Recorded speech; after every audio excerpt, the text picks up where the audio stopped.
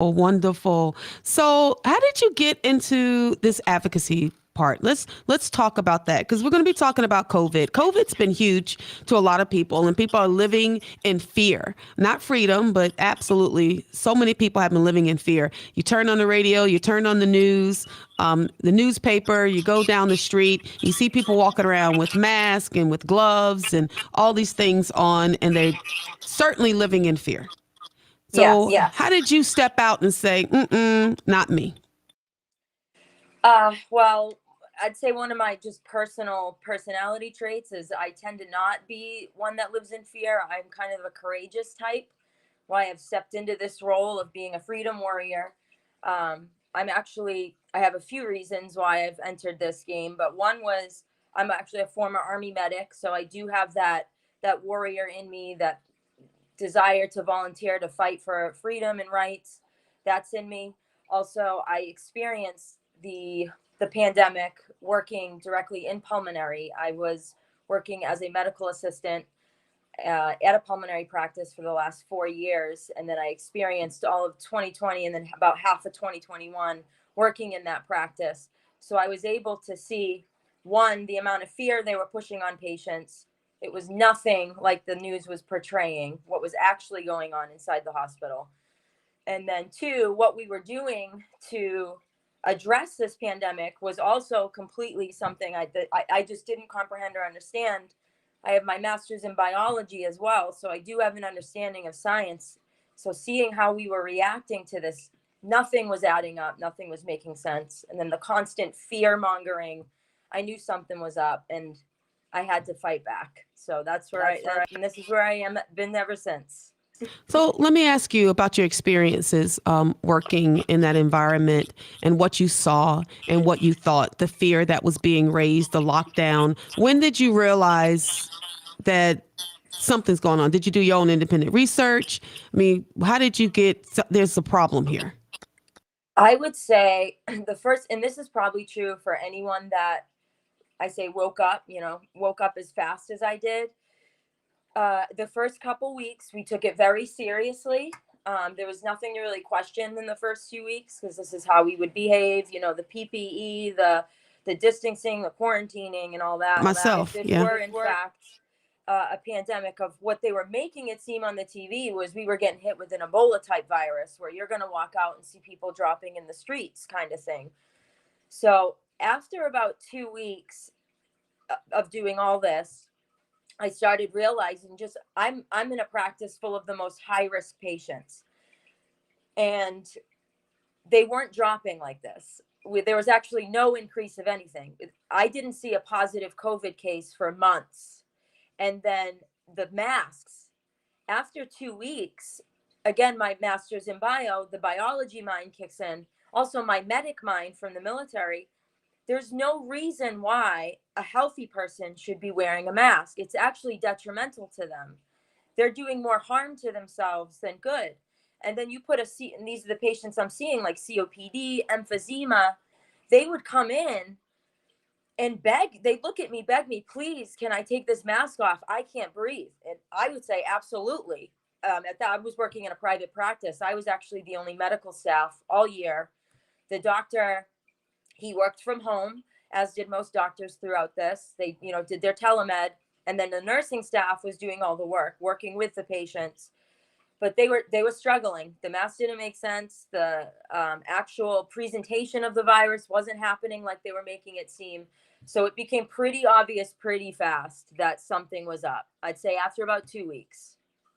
So, what was your next step? I mean, when did you decide, hey, I need to do something? I've got to step out and educate people or find out more for myself. When did you do that? How long did that take you? Immediately. So, like I had said earlier, part of my personality is I don't have fear. I tend to not be a fearful type of person. If I see something going wrong, not right, I'm going to say something. If you're doing something wrong in front of me, I'm the type that will call you out. It's just the way I am. So after about 2 weeks, that's when it really started with my close contacts, the people I was working with, my administrator, the doctor, the pulmonologist, my My poor boyfriend, you know, they were my sounding boards. I would just constantly hit them with logic. I would tell them why it doesn't make sense. Why are we doing this? I would have debates and arguments with the doctor I worked with, and he could never give me a solid scientific answer. I'd hit him with data, clinical studies, scientific logic, and he'd hit me with propaganda. Well, you know, they say this. Well, you wear it anyways for this reason. He would never really give me a solid scientific reason. So I was attacking it from the get-go, and I still to this day, it's all about logic and truth for me.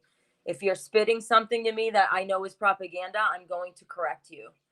I need to save you. You've been manipulated. You've been brainwashed. Remember when it was 2 masks, then you didn't need a mask. Yeah. Then you needed a mask. Yeah. Then, I mean, I'm not sure where we are today because it was back and forth. And I know you recall that back and forth, wear a mask, don't wear a mask, wear 2 masks, wear triple mask. Then you needed, you know, the N95 mask and then the double this. And you had people wearing what looked to me like gas mask from military gas. Remember that? Just so fearful and you don't want to catch it. You don't want to catch it. And that was the issue. You don't want to catch it. But you were there. You were telling people to take their mask off and nobody caught it.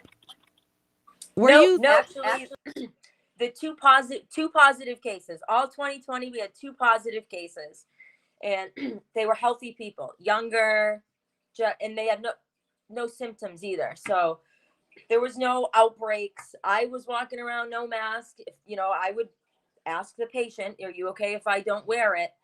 I have trouble wearing one myself. So I can only imagine if you have lung problems and breathing problems to begin with, how difficult that was. And then the amount of fear they're pumping into these people's heads. That's another thing I understand. If the mind is in a state of stress, fear will induce stress on the body. It's another way to hinder healing, to hinder your immune system to even have protection. So the fear itself was doing a disservice because it was making the immune system weakened.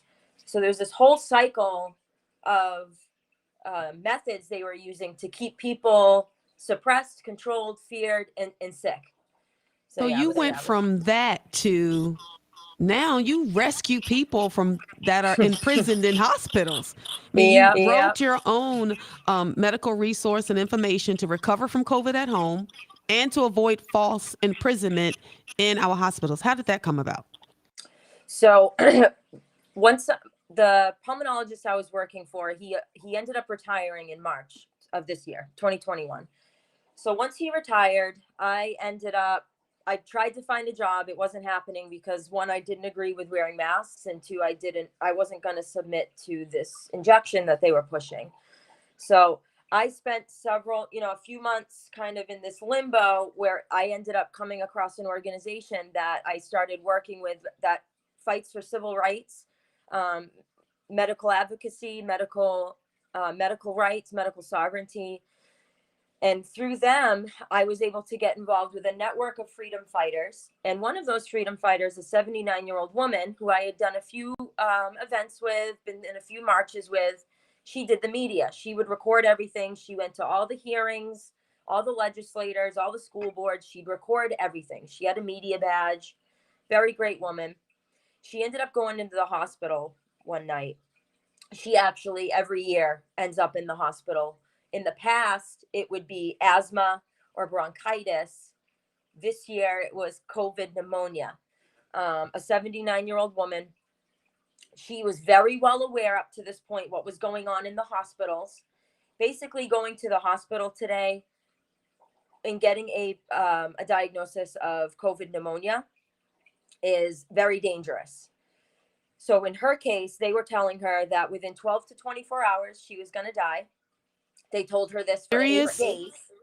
Told her within 12 to 24 hours, she's going to die. Well, this is a good place.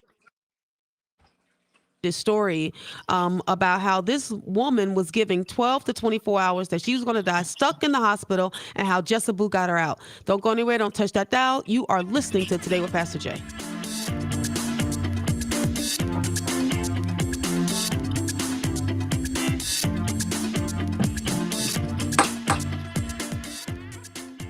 My jingle bell thing, because I can't come back in on Jingle Bells after that. We'll do the Jingle Bell thing another time during the show. Just at the end, the good news. Yeah, somewhere around there. I can't do it right now. All right. Here. Hey, E, do you mind filling my water?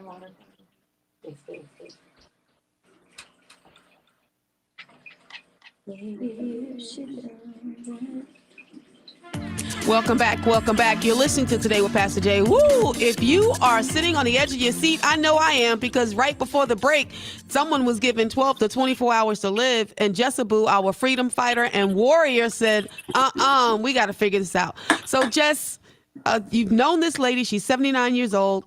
You talking about every year she go in the hospital because, it's bronchitis or some issue. Now she's in with COVID pneumonia. Yes. All right, so why not just let her stay in the hospital and get treated? Well, in the past, that would have been the option, and that would have been the best thing to do before 2020 happened. But unfortunately, unless you've been asleep the last 2 years, our medical system, our entire world really has kind of flipped on its head. There seems to be little logic anymore and little of the normal we were used to. And that includes having pneumonia and being treated appropriately. So what's going on nowadays is if you get diagnosed with COVID pneumonia, before it would just be viral pneumonia. I've been diagnosed with viral pneumonia before. That's what we used to say in the past. Now we're saying COVID pneumonia. We've gotten rid of the word viral. We're just going to go with COVID because it helps to pigeonhole you. And what's going on is they have these government sanctioned protocols. So these big corporate hospitals are basically answering to the government. They're administrators. They make all the decisions. I've spoken with my own primary care who works for a very big hospital system out here in the Boston area. And she told me they don't listen to them at all. They don't report to the doctors. They don't want any of their advice, any of their input. All the protocols are coming top down. And if they don't agree with the protocols, they can leave, kind of deal. So the COVID pneumonia protocol basically consists of emergency use authorization, antiviral treatment, which is a big fancy combination of words for experimental. That's what that means. These have not been used before to treat this disease, but we're giving it a shot, kind of thing. Under this emergency, it's okay to use these drugs. And these drugs have been proven in clinical study after clinical study to be failures. They've actually failed in some studies, which is mind-boggling because Fauci actually cites specifically remdesivir, a particular study that was done for Ebola. He cites this one as a reason for why he selected remdesivir, and it failed. It failed. Of the 4 antivirals they tested, it was the worst.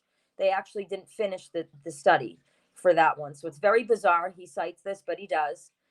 And then on top of these experimental antivirals, because there's not just remdesivir, they actually have a few others that are kind of offsets of it that they're using. They throw a ventilator. So one of the problems with these antivirals is it's causing your kidneys to back up. It's causing kidney failure. Your kidneys do all the water filtering in your body. So if your kidneys fail, the water begins to back up, and there's a direct connection between your lungs and your kidneys. So the water immediately starts backing up to your lungs. And what do you get? COVID lung, right? The lungs being blown out with fluid, and then you throw a ventilator on top of it, which is pushing down pressurized air. It's just blowing these lungs out, and it's giving them no chance, basically. Very few are able to, it's like I'm calling them the government sanctioned Nazi gas chambers, the hospitals. Because if you get on this protocol, there's a good chance you're not going to wake up from the ventilator. As we've seen through the fear campaign, they love to show the patients dying on ventilators. Well, if you look into this protocol a little bit, you'll start understanding why. And what we did with Janet, that's her name. I don't know if I had said it earlier. This 79-year-old woman, her name is Janet. So not only were they telling her she's going to die in 12 to 24 hours unless she starts this antiviral, unless she gets on this ventilator, they're telling her family the same. They're stressing the family out. They're stressing the patient out. Again, how are patients going to be able to heal if their mind believes they're going to die? The body's not going to heal itself. The mind has control of the body. If the mind's in belief it's dying, and same with out in the world, if the mind's in belief it's going to get a disease and a virus, it's going to happen. It's not going to work the other way. It's just the way It's the way your body and mind connect. So she knew to say no to these things, no to remdesivir, no to the ventilator.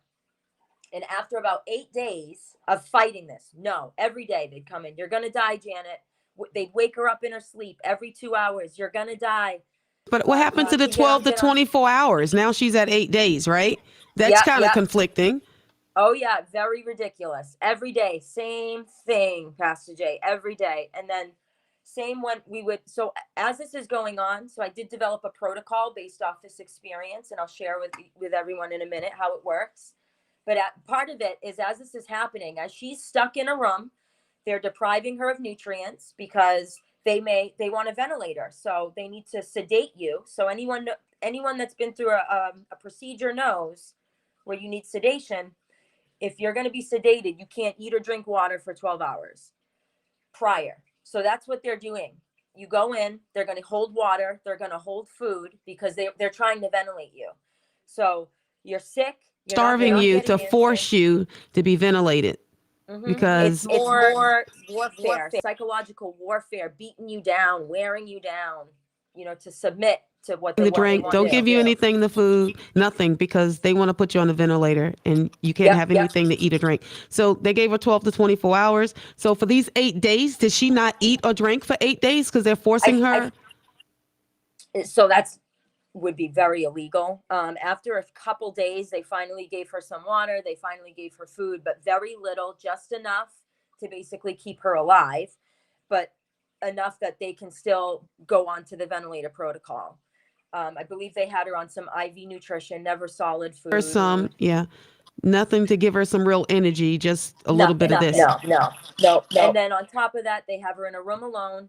These patients all become isolated because they're infectious, right? But meanwhile, you got the bacterial pneumonia patients not being treated this way. They're getting appropriate treatment, but your viral pneumonias are being kept from family members, isolated, kept from food, water, just being tortured, broken down. They're doing the same to the family. And while this is all happening, our Freedom Army, I like to call it, this is something you'll want to build to prepare for anything like this, is a bunch of people with experience, not necessarily experience, but people with experience were calling around. We were calling the hospital for one, checking in on her constantly, trying to get a status, putting pressure on the hospital that we know what's up, we're watching you kind of deal. And we're calling around to respiratory places, at-home nursing, hospice care, just anyone that we can think of that can help us get her out of there. Transport, an ambulance company that's going to be willing to transport from the hospital to the home. So we're doing all this while she's in there saying no, working on getting out. We're working on getting the resources she needs so that when she is released, she has somewhere to go and be properly cared for. Because like I hearing stories that they won't release you, and they threaten, if you leave and walk out the hospital, then your insurance, your medical insurance isn't going to cover the time that you're here. They're refusing to let people out of the hospital is what I've been hearing, which is crazy. Yes. So you'll eventually, unless you have them, everything all set up and there's a way for you to get released, your release will be against medical advice, more than likely. But if you're at a point where she's 79 years old, bilateral or double pneumonia in both her lungs, there's a good chance that she's going to die if she stays in the hospital. And for her, it was the risk she was willing to take to get home and do it in a way that's going to get her the treatment that's beyond just these experimental drugs and the ventilator, because there are plenty of options to treat at home that doesn't require ventilation. And I saw it with my own eyes using IV nutrients and oral antibiotics and oral supplementation. In a matter of hours, I was able to watch this woman at home go from pale to getting color in her face. And then in a matter of days, from needing to be on that high flow oxygen, which is also a problem because our bodies aren't designed to have air forced into the lungs over extended periods of time. We're not made to handle that. We're made to have nice, even flows of air. So when you get someone sitting on 20 liters of oxygen, the person with the little nasal cannula walking around, that's usually about 4 tops. And then when you go in the hospital, they're putting you on like a minimum of 20 for days. and then they want to ventilate you, which is even more. So it's nonsense. So once she was able to basically get them to understand she's not going to agree to your protocols, we were able to situate care for her on the out. And one of the things we had to deal with were these companies we would get to agree. They would call in the hospital to get the report about the patient, and they would tell them the same thing. This patient's going to die in 12 to 24 hours every time. So we get a yes, and then they'd speak to the hospital, and then they go, oh, we can't take this patient because the hospital just told us she's so critical. So that's a game you got to be ready to play. But it's definitely one big game. And Pastor Jay, if you'd like, I'd like to go over the protocol that I had written up. Take a break. And then when we come back from the break, we're going to go over the protocol. Don't go anywhere. Don't touch that dial. You're listening to Today with Pastor Jay.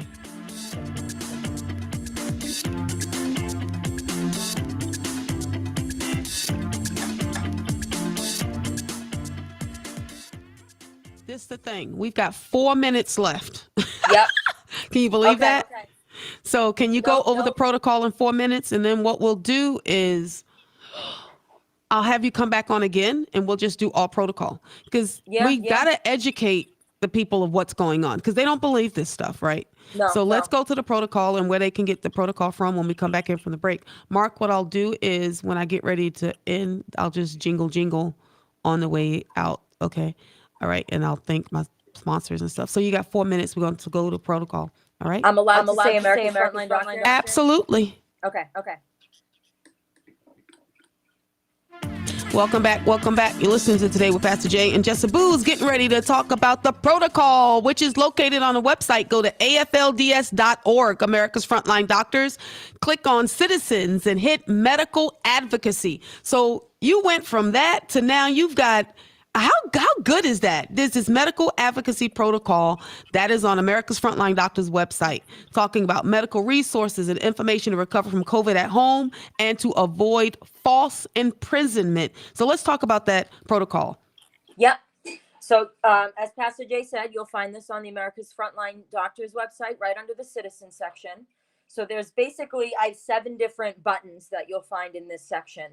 And each one will take you to a PDF that you're able to download and print. And this is something I recommend everybody. You don't have to be sick. This is something we want to do right away, right now, being prepared. Every single piece of this, you should have some sense of how you're going to handle it right now. So that way, when someone you know or you get sick, you're not scrambling last minute to find all these resources, because this is what we're doing now, is scrambling last minute. I've been able to hand this protocol out to many people, and it's been successful. People are able to get a lot out of it.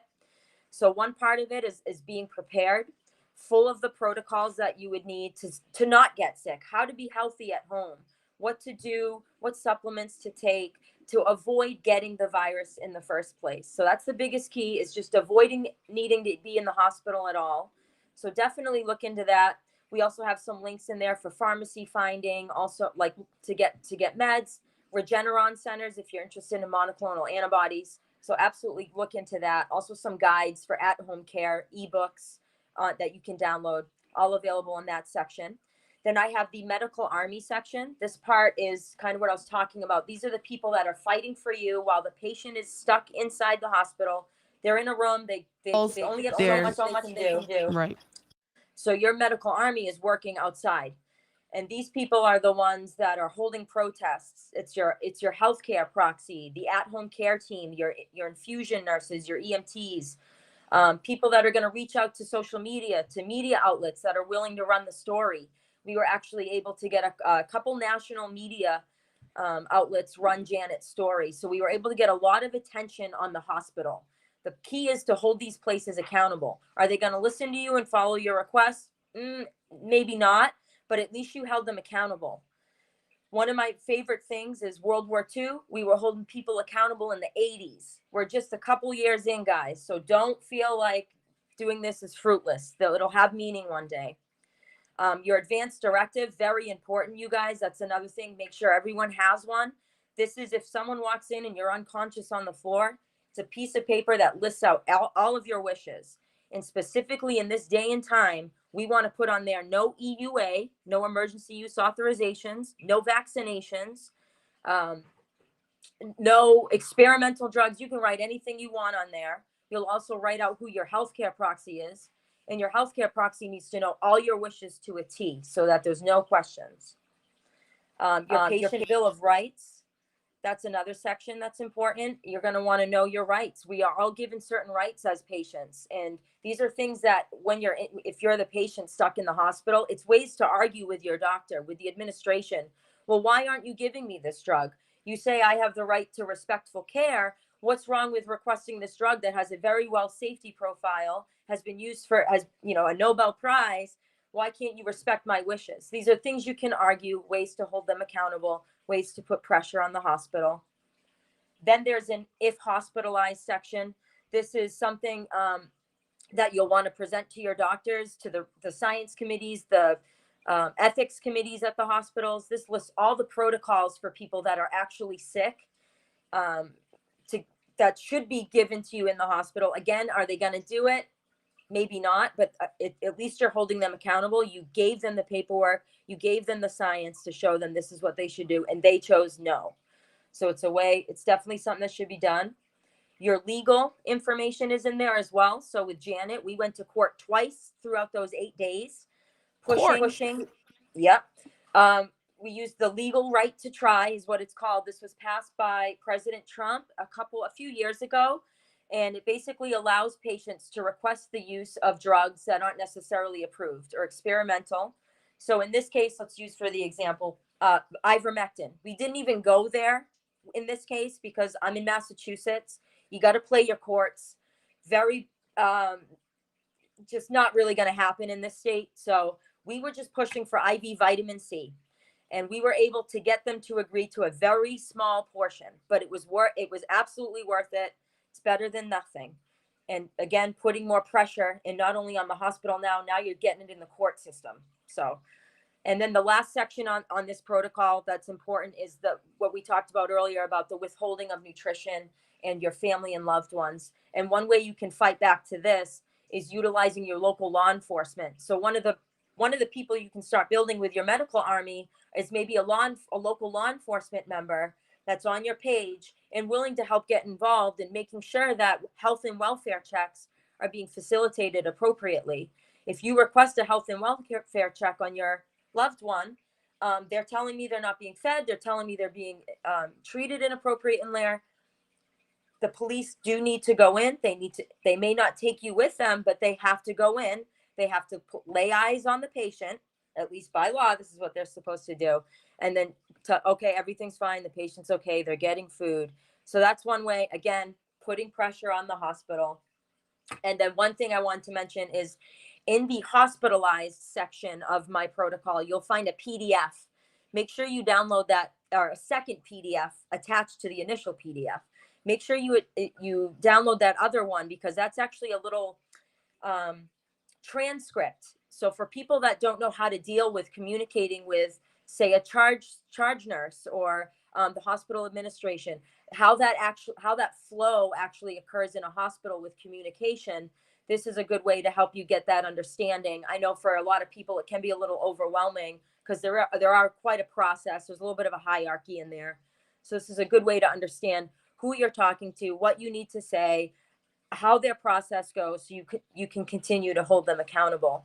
So absolutely, you guys, get on that website, American Frontline Doctors, download these PDFs, get ready now, start building your army now, start taking care of yourself now. Yep. Stay out of the hospitals. Thank you so much, Jessica Abu. I appreciate it. Everybody, you need to go to aflds.org, aflds.org. Click on citizens, and right under there's medical advocacy. This is just personal, true, proven experience. Listen, no. You need to know what you need to know. Problem with people, Jessica Abu, people don't know what they don't know. That's right. They don't know what they don't know. Now you know. Be prepared. You do not want to spend Christmas in the hospital. Don't want to do it. Listen, I just want to thank you so much for sharing this. Again, go to aflds.org and click on Citizens Medical Advocacy. All right, guys, You know what I say? Yesterday's gone. tomorrow's not promised, but Christmas is around the corner, and we thank God for Jesus Christ because of him, we are able to live and celebrate, live, move, breathe, all these great things. I want to give a shout out and a thank you to the FloridaMortgageCenter.com and 500bankruptcy.com for sponsoring Today with Pastor Jay. Again, tomorrow's not promised. AFLDS.org. Click on Citizens. Click on Medical Advocacy. God bless you. Have a great day.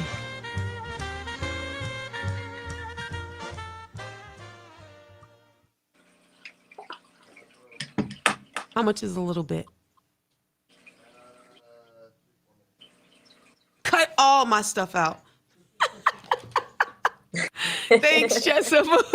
I appreciate it. That was really, really, really good. All right, so we're going to do another show probably after the new year, and we'll go through the medical advocacy, and we'll maybe do it slow and then do like some testimonials.